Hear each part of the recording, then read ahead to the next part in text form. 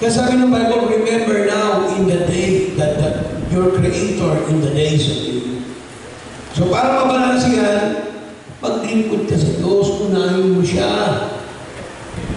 Para lahat ng mga kadumihan natin, bagamat din sa tayo ng Diyos, mapalitan naman ng kabutihan. Yung sinasabi ng Diyos eh. In the days, Ecclesiastes chapter 11 verse 19 ng Panginoon.